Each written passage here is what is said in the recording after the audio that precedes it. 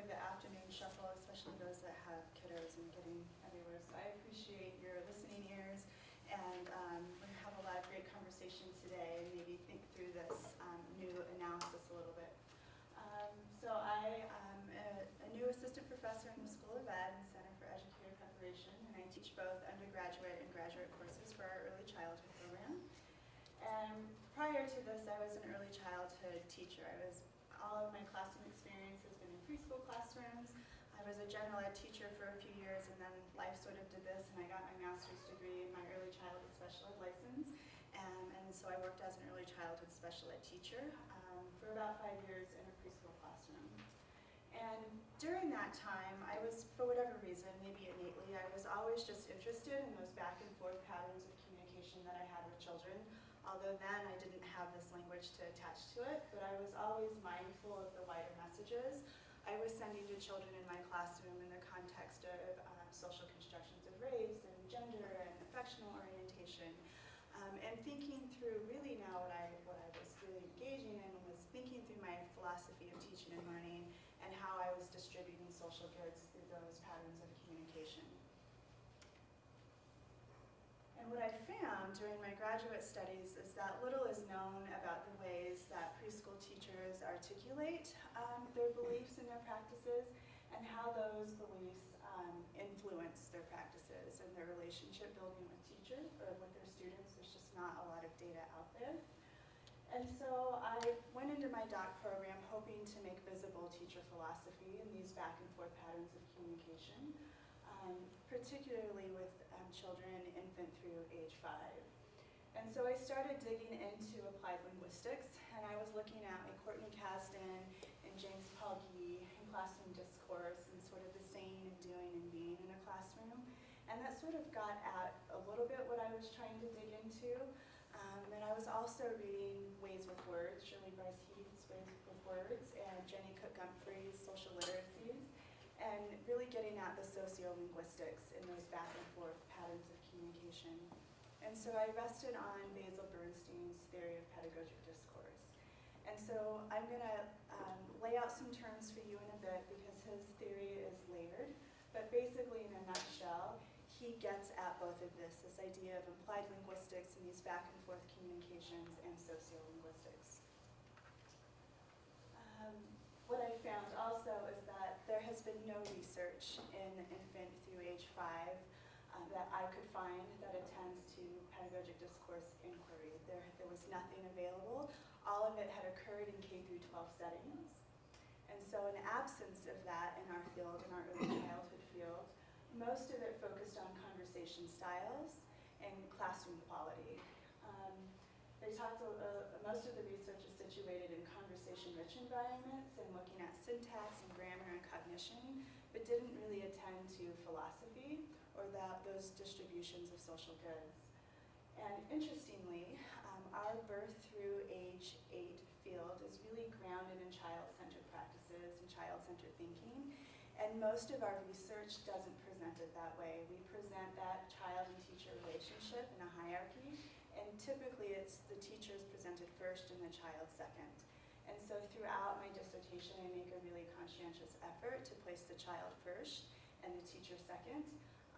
And it was just one of those ahas, and I'm reading the research, and I'm like, wait a minute, we're talking about power and knowledge, and child's rights ideology and child-centered practices, and yet in our research we weren't necessarily reflecting that. And so these were basically the research questions that I started with. So I wanted to look at what the emerging pedagogic discourse is in an early childhood setting, what the underlying nature of that is, and what philosophy of teaching and learning does that pedagogic discourse make visible. I rested on, or decided on, a Reggio Emilia-inspired setting because most of my teaching practices were grounded in Reggio Emilia-inspired philosophy. And the research site that I did all of my fieldwork in for my dissertation, I met most of these folks in like 2013. And so we had a pretty strong relationship, working relationship, in conferences, professional development that we had collaborated and worked together to provide our own practicing teachers. And so it just seemed like a natural alliance for me as a qualitative researcher. Reggio Emilia-inspired thinking really started to give name and voice to the practices that I was engaging in, and I just wanted to dig into that a little bit more.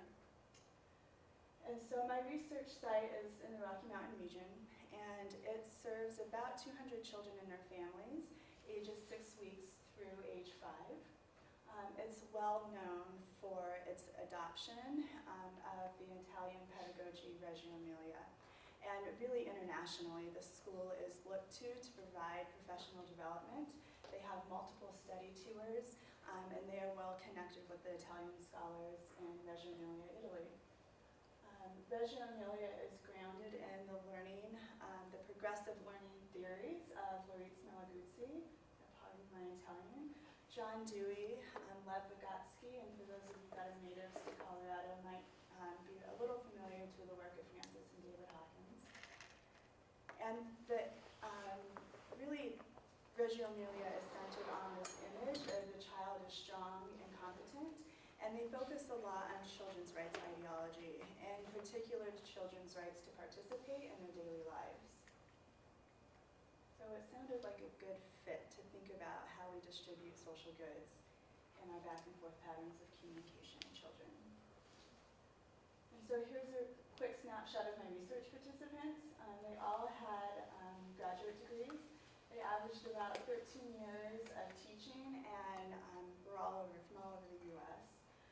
These 4 particular teacher participants I didn't really know them until I started working in their classroom. I was in their classrooms for a period of 6 months, and it really sort of turned that researcher participant role on its head. We did a lot of back and forth collaboration, especially when I started writing. You know, I would transcribe our interviews, we'd sit and talk, we'd have these really great sessions, and then I would give them my writing, because I wanted them to feel like they had a say in what I was going to publish with them. And what ended up, they were all really excited about the work, that they chose not to use pseudonyms, which I thought was really powerful, because I feel like they felt like they were a part of it and were really proud of what came out of it. And that was not anticipated. That's not something that I went into thinking would happen. And so my procedures really occurred in 3 phases. So I at first would have an interview, and then I would go into the classroom and observe, and I would transcribe, and the next interview was based around those observations and transcriptions. And so I know most of you are really well versed in this. But it occurred over a period of 6 months. And another surprise that came out of this, because Reggio Emilia and this particular school views children as competent and having the right to participate, of course the young children in the classroom were really curious what I was doing. And so we had many subgroup sessions with toddlers, because they wanted to hear back what I was recording and wanted me to read aloud to them what we were writing about them. And so it's like this little nugget of happiness that I can't wait to get to start thinking about how to publish that piece. And they, their attention turned into different directions, but it was really great to hear their thoughts and what it means when teachers talk to them in the classroom and what messages are being sent to them.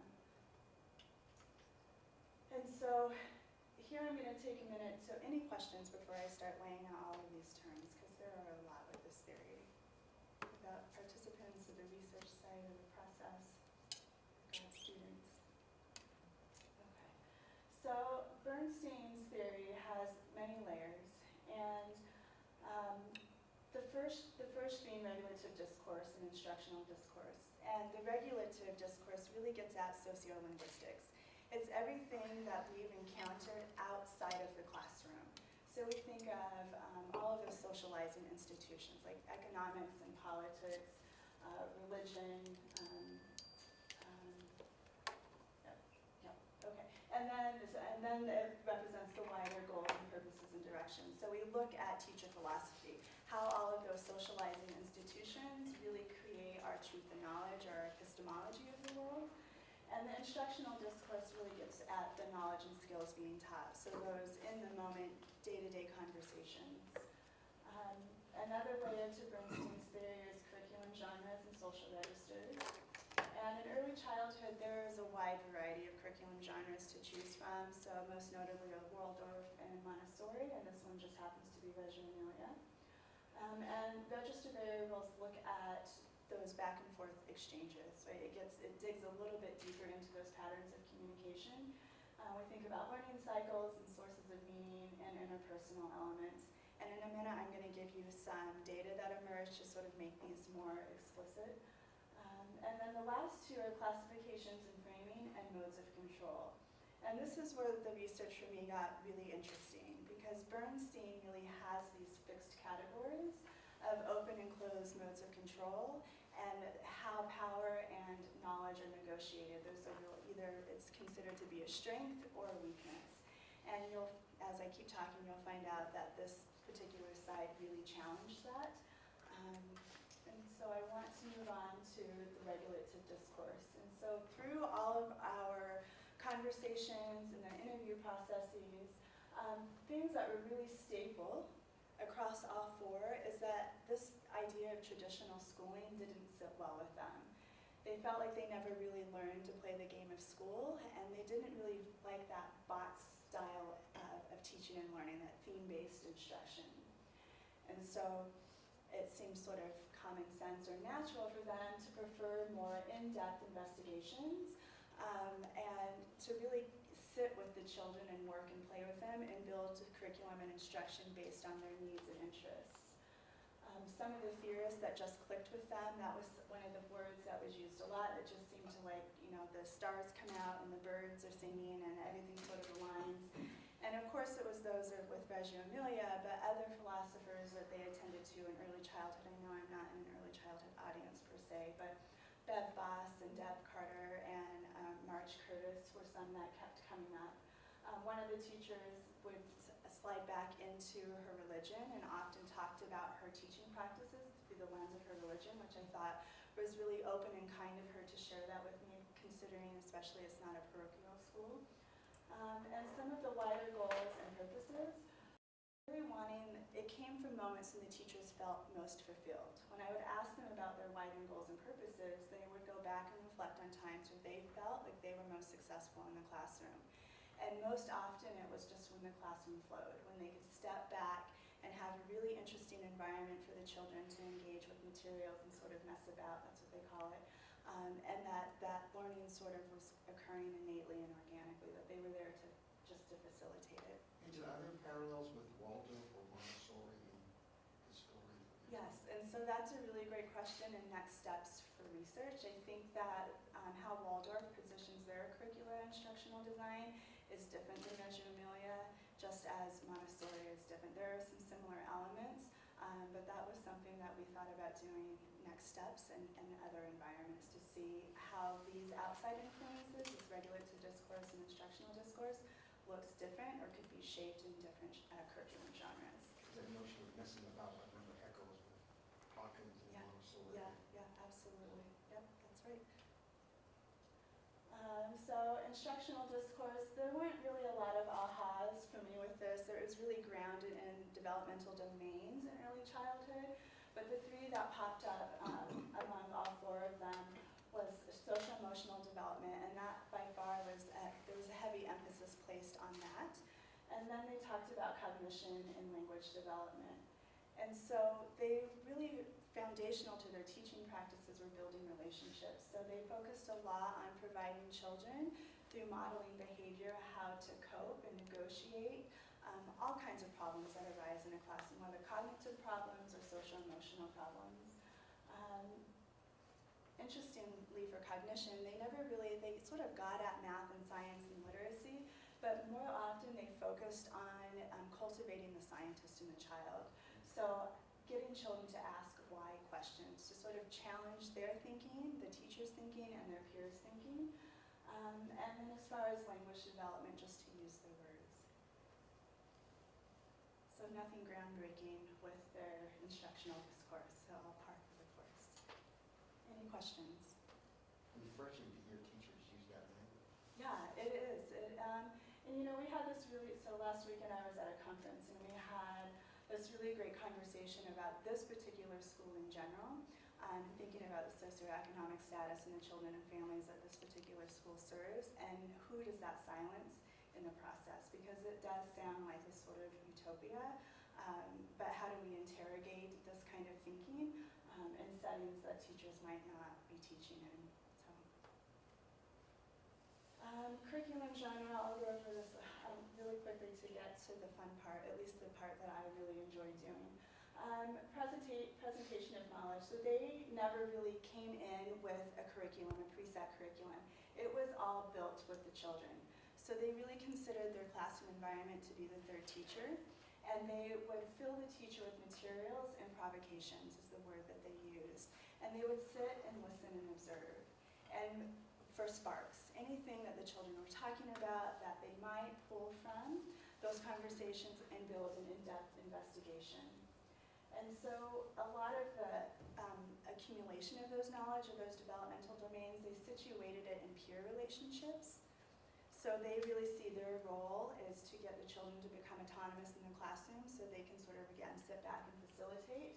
And there it was really amazing to see children as young as 2 years old scaffolding each other's knowledge. It was really empowering, and it just took a minute to sit back and appreciate the depth and rigor of that.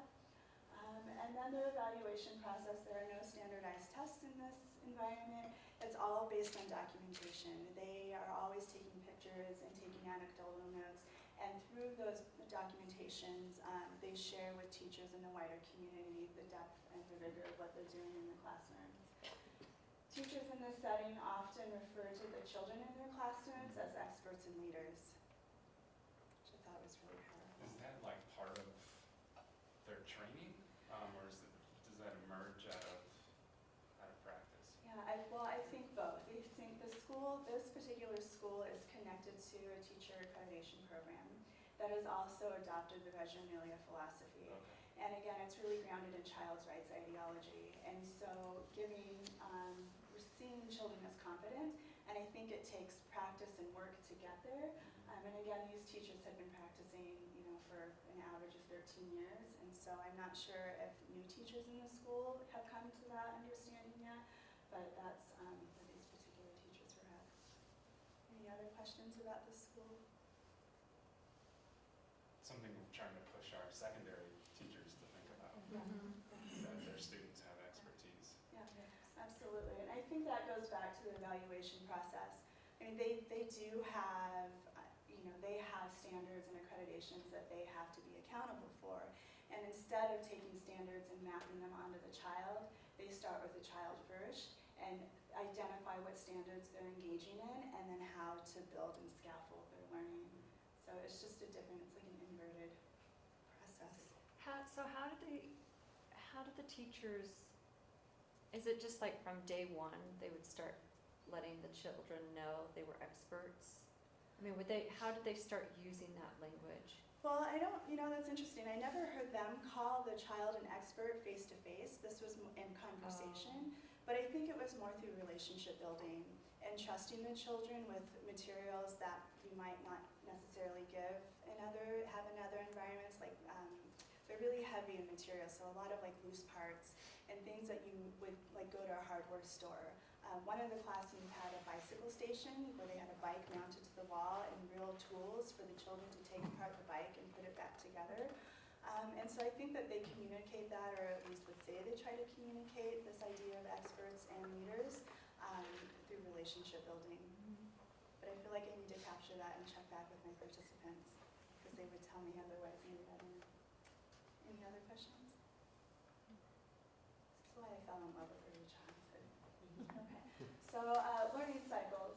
This is yet another layer of Bernstein, and this is where it gets juicy, I promise. This is another layer of Bernstein's theory. And so learning cycles was really more about practicing and taking risks, a lot of scaffolding, they're really heavy in Vygotsky.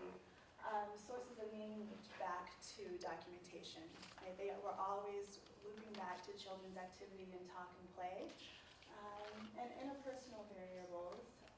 This, I think, really gets at that idea of distributing social goods, because they described those patterns of communication. They were very value-laden and often used the word respect. what caused pause in my analysis, so I was like moving along with pedagogic discourse analysis and I thought things were going really, really well. And we got to these exchange structures. And so you can imagine when teachers are talking about their students as experts and leaders, that these exchange structures were positioned very differently. And it caused pause in my data analysis because it really illuminated a striking limitation in Bernstein's theory, that the teachers didn't necessarily consider it, that they were the knower and the students were the learner, right? Or that the teacher held all of this power and the students didn't have any. It was negotiated, and they often referred to it as reciprocity. And they kept coming back to this word reciprocity. And for me, as a post-structuralist researcher, right, that's how I identified myself, I thought, oh no, I don't have anything to deconstruct here. And it just seemed unethical to take these conversations and map it onto Bernstein's already existing categories. So when he talks about classifications and framing, and he talks about modes of control, I felt a little stuck. And so I went back to the literature. Right? I panicked. My committee chair, thank goodness, said it's going to be okay. You just go read, and so I did. And what I came across was the work of Gilles Deleuze. Are any of you familiar with his post-structuralist thinking? And so he brings to our attention this idea of laying out the plane. And for me, this just created a lot of chaos as a researcher. But once I became familiar with it and I sort of started to understand it, it just like my mind was like, okay, I got this. And so basically laying out the plane is a process of creating new materialisms as a means to transgress from our grand narratives of qualitative inquiry. And in this case, it was interrogating that narrative of reflexivity, right? Because reflexivity or reflexive inquiry relies on an ontological separateness, right? It relies on a binary. And what the data was presenting to me, I couldn't take this word reciprocity and I couldn't take these descriptions of their exchange structures and pull them apart. Because the teachers are like, wait a minute, you can't separate me from the child or the child from me. And so it caused a lot of questioning on my behalf. And so what Gilles Deleuze says, that instead of getting caught in these already existing categories or mapping your data onto these already existing binaries, is to use that chaos as a space for understanding. And so really what it is an engagement of is looking or an experimentation of onto-epistemological realities. So ontology being the physical reality that we create, and epistemology is the knowledge we create, and how those are interactive, how they become together. It means that if you get to understanding, it's not chaos anymore. Right, well, but this is where we sat with this, because we were worried about taking these moments and mapping it onto a structural functional, like phenomenology structure, because humans are involved. And let me explain why we chose not to go that route. So Davies, who is an early childhood ed scholar at the bottom here, we talk about lines of flight and lines of ascent. And her really provocation to us is that sometimes that can be reincorporated back into lines of descent. And I think that's what we were trying to be really mindful of, not to create another binary, not to say, oh, here we have a solution for reciprocity and child-centered practices, right? Because then that otherizes some other practice. Does that make sense? Maybe. So let me go back. So a part of this relies on viewing the data as agentic, right? That it's not static, that we can't take our data and map it onto these already existing categories, that as a researcher we move with the data, that our analysis moves alongside the data. And it was really interesting work, and it was hard not to go back to those structural functional theories, but we resisted the urge as post-structuralist researchers. We tried to resist that to see what would come of it. And so then I had these new provocations, right, these new ideas. And one that we were really wrestling with is, how does pedagogic discourse attend to the ways we live and learn through these realities, through this constant entanglement of knowing and being and doing with one another. Instead of pulling apart, how do we show the constant becoming of it together? And And how might we teach and learn in these types of spaces, these interactive spaces? How might viewing data as agentic or fluid reconnect us to the complexities of pedagogy?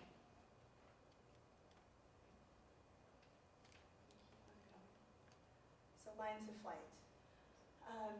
So looking at the knowing and saying and doing and being, and looking at those complexities, we had to find something to identify those moments, right? Those entanglements is what really we were looking at. And I came to Davies and Linz Taguchi and Karen Barad. Karen Barad is a physicist, and so a lot of the writing in my dissertation sort of pulls language from the world of physics, and we think of quantum holism, right? So we think of teaching practices. Instead of studying it in one campus child-directed and another campus teacher-directed, we looked at it holistically, which is true language for early childhood, but just that piece seems to be missing. And so lines of ascent are viewed as opening up new modes of thought and ways of being, and lines of descent hold things the same. And that's when we kept going back to this idea. We didn't want to say that we have found sort of a way to take these teaching practices and laying down a recipe to it, because it is really contingent on teacher philosophy and all of that regulative discourse. Davies also explains this as, and again, it kind of sounds physicsy, but when a body encounters another body or an idea encounters another idea, that these two relationships combine and form a more powerful whole. So I kept going back to this word reciprocity, and what is it creating in the classroom, and how is it creating in the process of becoming? There goes an Hegel. Say it again? Hegel, philosopher, German philosopher. Yeah. Thesis, antithesis, synthesis. Back to the 1800. Okay. So this is what I came up with, was diffractive analysis. So I provided new terms and new definitions to Bernstein's theory. And he did say that he left his theory open for interrogation. And so I looked at lines of ascent as opening up thought, and lines of descent, again, as holding things the same. And this is the piece that I added. Right? And all of the literature, Linz Taguchi and Davies and Barad talk about differentiation, right? Or interactive pedagogy. But what I was looking was at those entanglements, those in-between moments that this was actually occurring. Looking at reciprocity and how children and their peers were creating this, and how teachers and their peers were creating this. And so I have an example. So this is a recollection from Jen, who is a studio teacher. She has a PhD, she's been teaching for, I don't remember how many years, and she was explaining this experience, so I'll read it out loud to you. I was working with a pre-kindergartner, and we knew each other well. She was making a volcano, and she had this piece of cellophane that she wanted to stick into the clay, and she couldn't do it. Diffraction. And I had this thought, like, oh, maybe she could wrap the wire around the cellophane, and that would contain it, and then she could stick it in the clay. Line of ascent. But I didn't want to tell her that because I thought I would be taking away from her creativity. Or maybe she has an idea, and if I tell her mine, then she's not going to feel like her idea is valuable. Line of descent. And then she asked herself, is this Reggio enough? Right? In that moment, that in-between moment, she's engaging with her teacher identity. And I was finally like, you know what? I have this idea. I'm going to lend it to her. Diffraction. And throughout my data set, and going back and reading through it in this lens, there were many, many moments where these diffractions were happening, where they were blending ideas together, where they were creating pedagogy on the fly with one another. And so I have some for you to practice. But before we move on to practicing, let me see what my notes on my next slide. Oh, let me talk about these first, and then we'll go. So when you think about these diffractions and these in-between moments, this is sort of where my dissertation has taken me. So thinking about methodological implications. Right now, I'm working on a paper, thank you for coming. I'm working on a paper for qualitative inquiry, and really looking at this diffractive analysis through the lens of new materialisms and posthumanism. And we're also in the process of putting a abstract together for the International Congress of Qualitative Inquiry.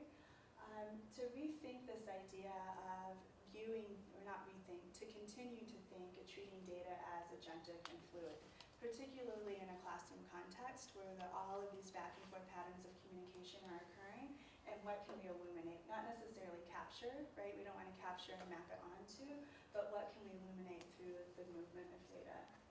And so, that's one.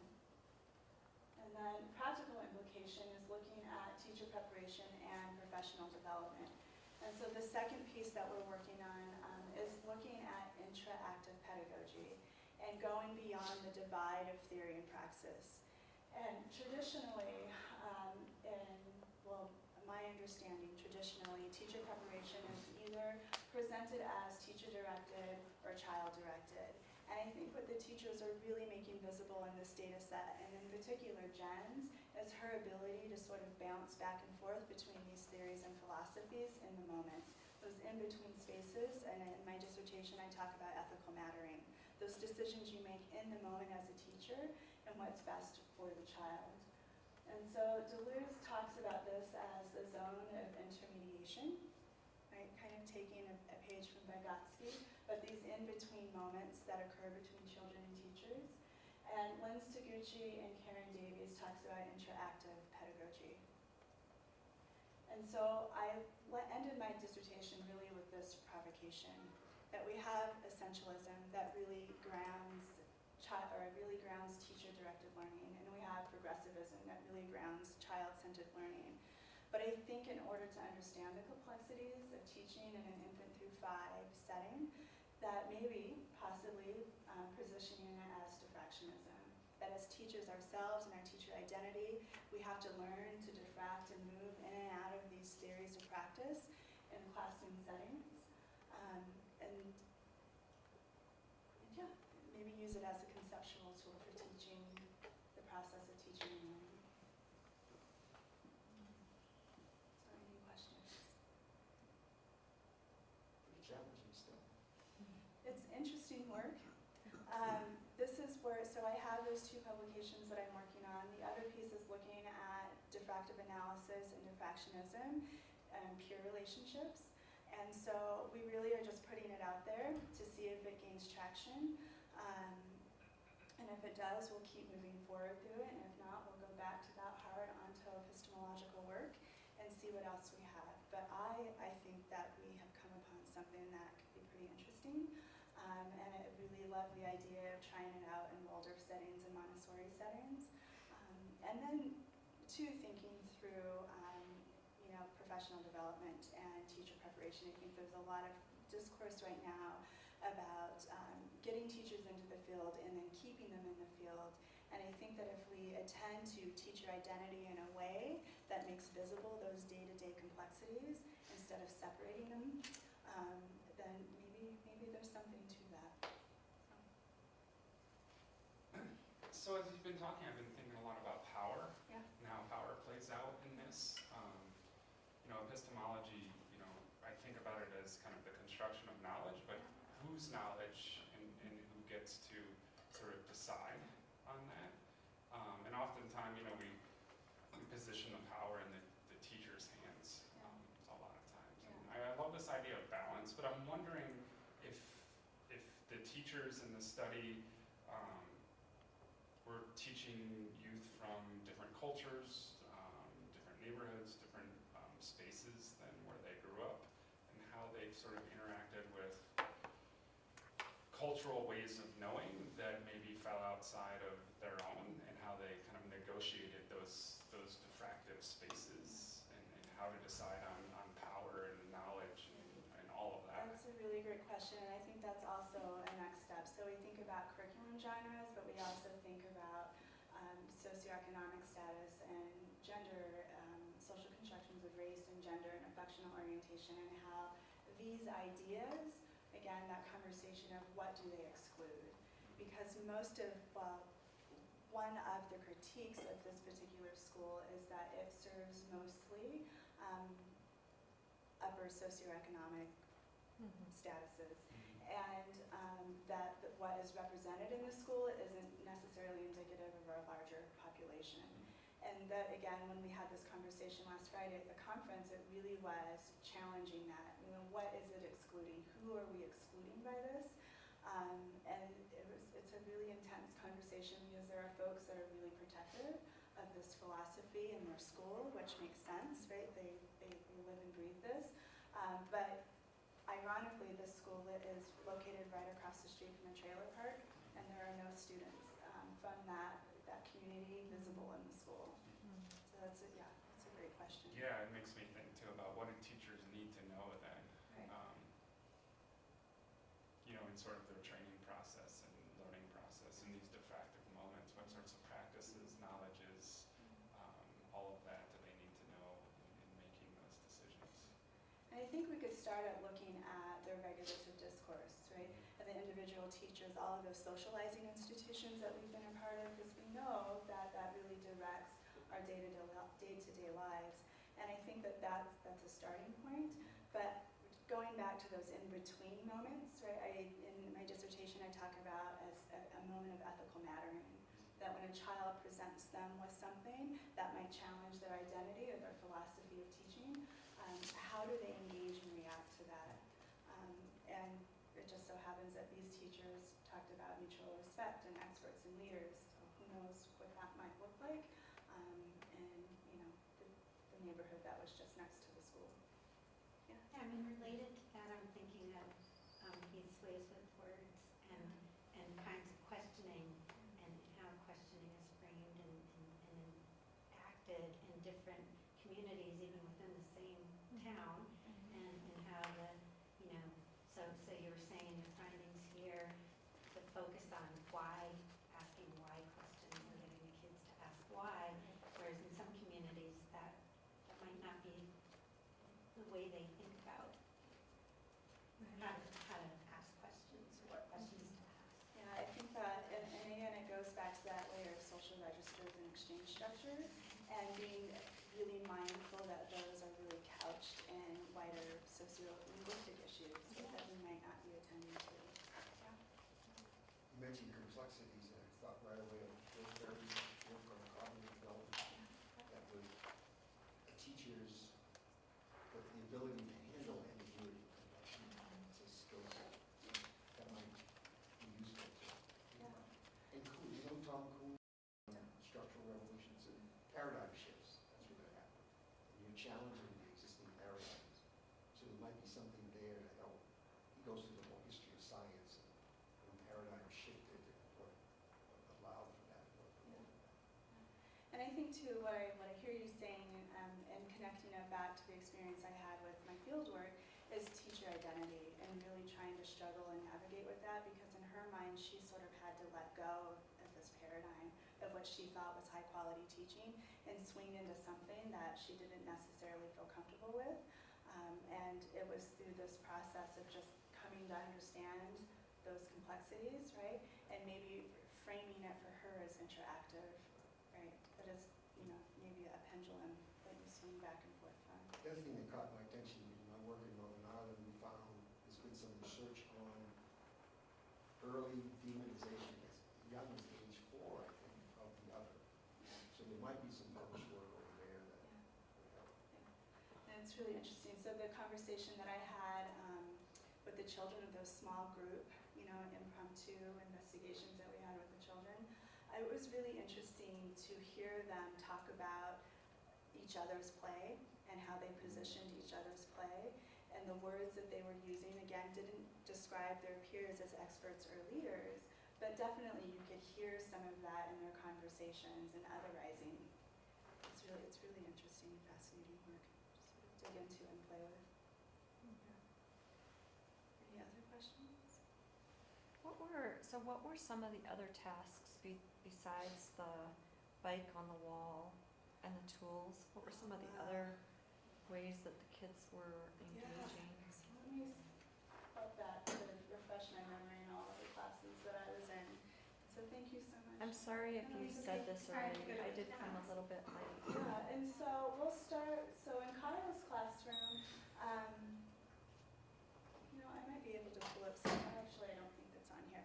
But in Kyle's classroom, they don't look like traditional preschool classrooms. thank for you. He had a hydroponics unit in his classroom, and they were growing fruits and vegetables in his room. There were a lot of blocks laid out. There wasn't anything specific, like an in-depth investigation that they were working on at the time. And so his was a little bit more open-ended. In Charlotte's classroom, they were building forts and tents. And so every corner you turned, there was some unique looking fort or tent scattered all over the room. And so you think about preschool classrooms and those defined spaces looked a lot different because for whatever reason the children wanted to build these tents. In Stephanie's room, she was working with infants and toddlers, and they had a lot of, just a variety of materials and textures and shapes and sizes. One of the particular days they were outside and they had clear plastic like plexiglass, the different shapes and colors and bubbles that the children were playing and experimenting with. And in Jen's classroom, she was a studio teacher. And so her classroom was just housed in a lot of art supplies. Other things that I saw in classrooms, they had this full like, scale rocket ship that the children had built together.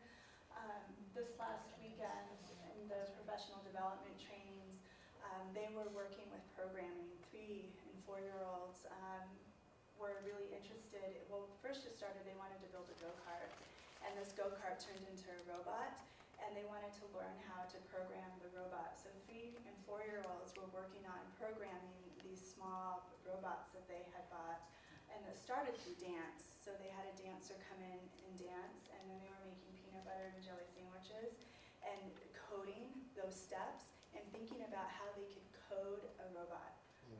I mean, just really interesting learning. Yeah. Sort of blows conceptions of what kids are capable of Oh too. my gosh, yeah. absolutely. Oh, absolutely. I mean, I work with middle school teachers who are hesitant to do that type of Yeah. thing because they don't think their students are able to do it. Yeah. And here's an example of, you know, a 3 or a 4-year-old being able to.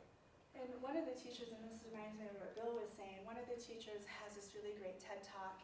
And just to give you more examples of this discourse that was always occurring in the school, she said one day she was in the classroom and one of the children brought in a book, and she, in her mind, it was the least educational toy and book that she could possibly have encountered. It had buttons that you pushed and it talked to you, and it was all of these characters that you see on TV. And in that moment, she said her teaching just stopped. But to be diffractive and to lay a diffractive or interactive lens, she used that book to create this play, and it was a 2-month investigation in script writing, character development. They talked about moral and ethics, that if this is the bad guy and the good guy catches the bad guy but hurts the bad guy, does that make the good guy a bad guy? I mean, all of these really great conversations. And so all of the classroom, to answer your question, Antoinette, were all unique and dynamic. Again, they didn't come in with a lesson or a theme. They just built these experiences from listening to children and observing their play. So this is going to be really out there, Angela. Well, But I've been delving into Buddhist teachings around non-conceptual thought. So that resonates anywhere. It's a whole 2,500 years of history around thinking differently. yeah, I would love to read that. That was one of the provocations by Davies and Deleuze, was that, you know, taking and interrogating this idea of reflexive inquiry really challenges our thinking as usual. I mean, it is easy to slide back into other analyses and feel like you can map it onto, but to stay in a space that is fluid and agentic is a different thinking space.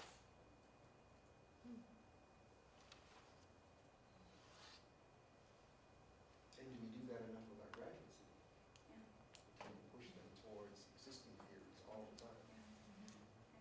Oh yeah, so the grad students, imagine my committee's surprise when I said, oh, I'm going to interrogate my own conceptual framework and think through this a little bit differently.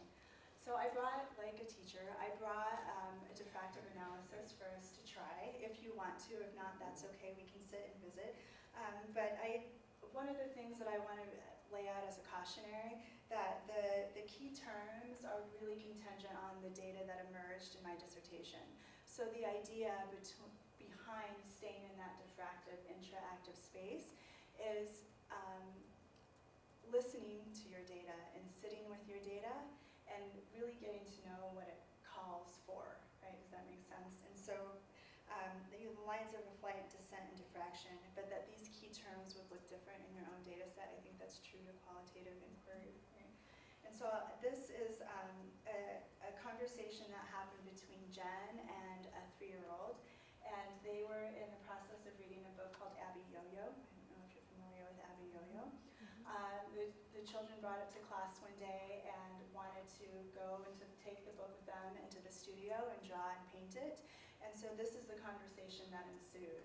And it's one that I used in my dissertation to sort of explain this diffractive thinking and this interactive pedagogy, right? Sort of turning that theory-praxis divide upside down. So I don't know, do you all want to try it out, or do you want to? Okay.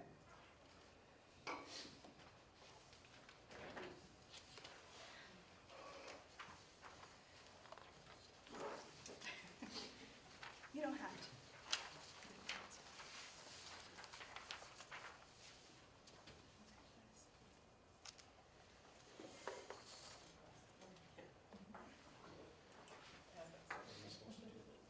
So, yes, so that is a great question, Melissa. What are you supposed to do?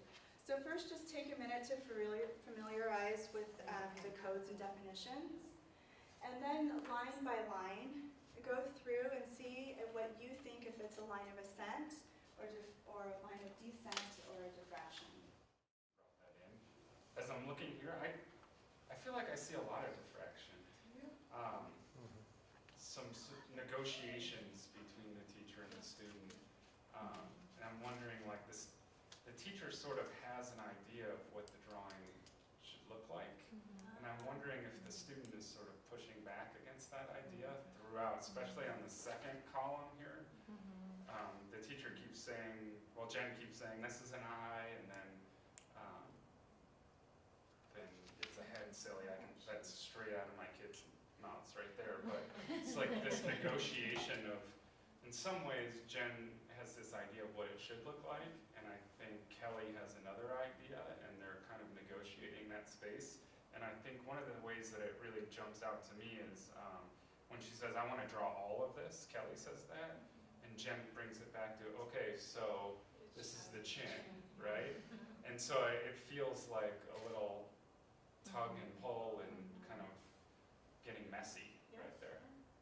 And I like and what I hear you saying in my diffractive thinking is the fluidity, right, of those negotiations, and that maybe Jen yet hasn't come to a space where she's ready to relinquish that. Another way to look at it, though, is Kelly feels empowered enough to say, whether that's because she's 4 or whether that's because she has this relationship with Jen, that she can call her silly and she can push back against, sort of what the teacher's sort of implying what it should look like. And so in writing about it, I used all of my examples, I sort of couched it in this idea of reciprocity, this back and forth and give and take and lending of ideas. And so that was just a piece of it. But we'll see. Like I said, we have these 2 publications. We're going to see if it gains traction, if this type of thinking and analysis, if it is best suited for early childhood, if there are different environments to test it in. And what I'm really excited about is this idea of thinking about preparing teachers in professional development